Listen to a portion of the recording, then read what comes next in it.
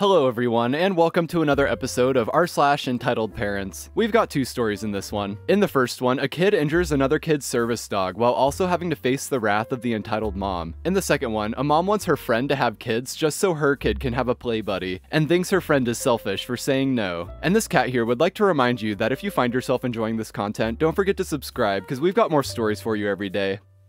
So this story is called, Entitled Kid Attacks My Sister's Service Dog Because Entitled Mom Doesn't Think She Needs It. This incident happened a few months ago. For context to those who haven't read my other two posts, my sister Amy is 17 years old and was physically abused by my family. I took custody of both her and my other sister Liza, 8 years old, who was being groomed into thinking that behavior would be normal when it started for her. Liza is fine now and adjusted to living with me properly, while Amy has a long list of physical and mental impairments that affect her daily. Because of this, I got her a service dog, a German Shepherd crossbreed, named Lickety Split. She has a funny shaped mark that looks like an ice cream cone on her head, and her trainers named her after one of the really old My Little Ponies. Now Amy adores her dog. We did a few months work with the trainer to get Lickety Split tailored towards Amy's needs, such as strangers needed to respect Amy's personal space bubble. Something I hear from people is how they, quote, struggle not to pat service dogs because they need to let them know they're a good dog. But trust me, their people let them know. Lickety gets groomed daily by Amy and they never go out without a pocket full of treats. I have 3 different stories of entitled parents and kids thinking they deserve Amy's dog more than her. And to save this from being one super long post, I'm just gonna share them separately.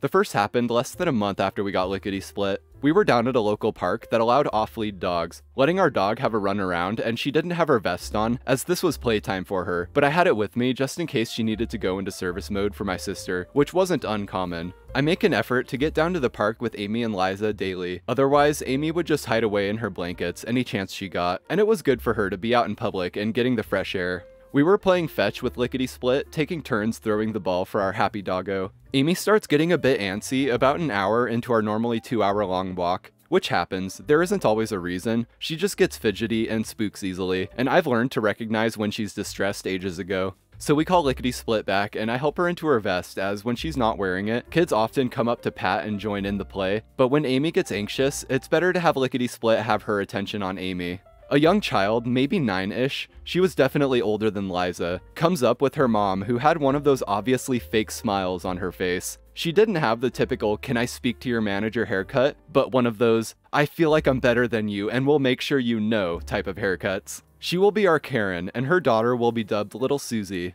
Karen says, "Why did you stop playing? Susie here was enjoying watching you play with your dog. She was actually just asking me to let her play with it, and I said yes. So would you mind, like, giving her the ball?" Me with a friendly smile, I say, "I'm sorry, miss, but our dog is an emotional support dog, and she needs to look after my sister right now. I'm not sure why you said your child could play with her dog. I most certainly wouldn't tell my girls it was okay for them to play with things." As I explain this, I move to stand between her and Amy, who is sitting on the ground with her attention on her dog, and trying to ground herself. I am very protective over both my sisters, so I leave no room for her to get near Amy, who is now on the ground, breathing heavily while Lickety Split does her job, while telling Liza to sit with her big sister, and help her if she needs, as sometimes Amy needs help to calm down. Karen says, "That's not a real thing. Your sister isn't blind. She doesn't need a dog working for her. If you're going to be lazy, at least let my child play with the mutt." I respond, "Guide dogs aren't the only type of service dog, miss. My sister has her dog to help with her anxiety and other mental health issues. She has her vest on now, so disturbing our dog is illegal as she needs to have her attention on my sister."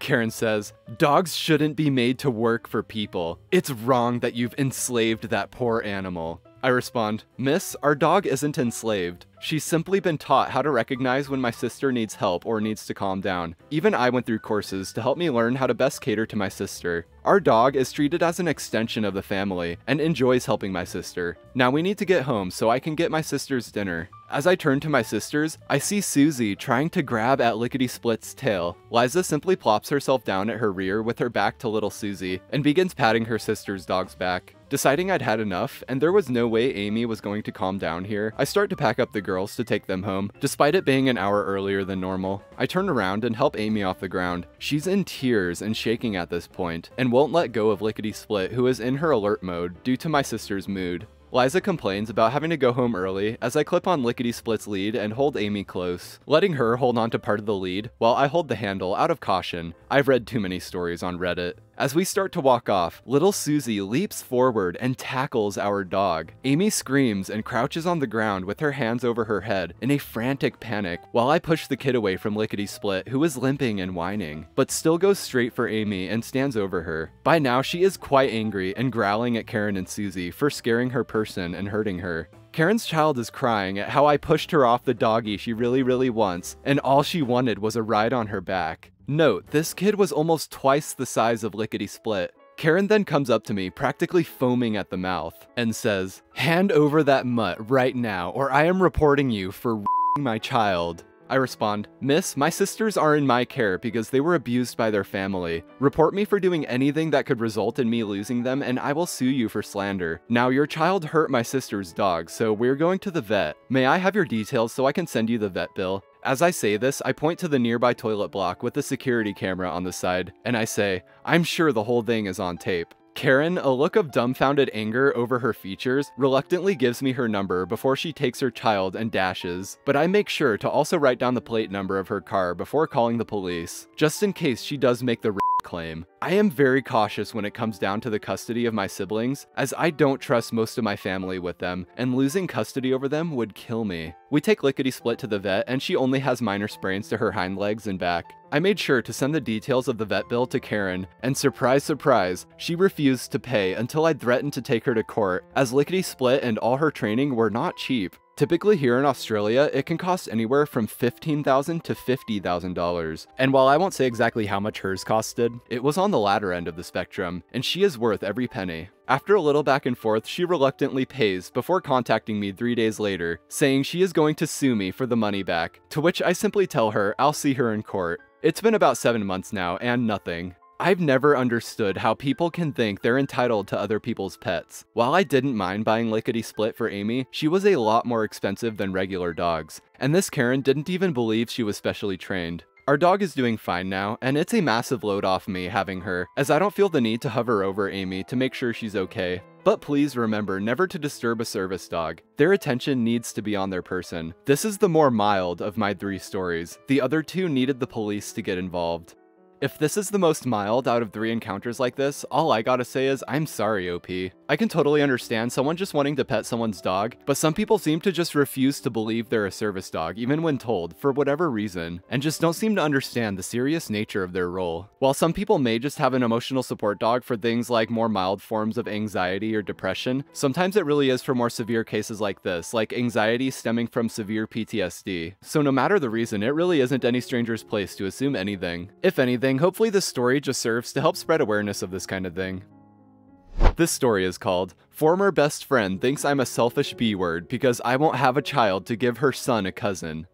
So I had this best friend from my teenage years who I was very close to. We made all the silly promises teenage girls tend to make. How we'll always be friends, how we'll both get married and have couple dinners with our spouses, how we'd have kids and our kids would grow up as cousins. For personal reasons, as I got older, I decided to never pursue a relationship and was happy to remain just single. This was something she didn't like at all and tried to guilt me into pursuing relationships, even going so far as to, at her wedding, sit me next to a creep who liked me, who she knew I was uncomfortable around. After a few years, I finally convinced her to just let it go. She did, however, know my plan was to adopt or go through IVF to have a child in the future. A couple of years ago, she gave birth to a little boy, and ever since then has been dropping hints about me giving her kid a cousin. Whenever I would bring up any movies, shows, books, video games I'd watched, read, or played, she would get super salty about it, commenting how she didn't have time for any of that as a mother, and how when I had kids, I wouldn't have time for it, so best to enjoy it while it lasted. I recently turned 30, and she pumped the pressure up more, telling me I was getting older and I best get a move on. At which point, I told her I wasn't having kids, a choice I've struggled with for a while, as I genuinely want them, but I have health issues I won't get into that would make it unfair for me to take sole caretaking of a child, as I wouldn't be able to dedicate enough time to them.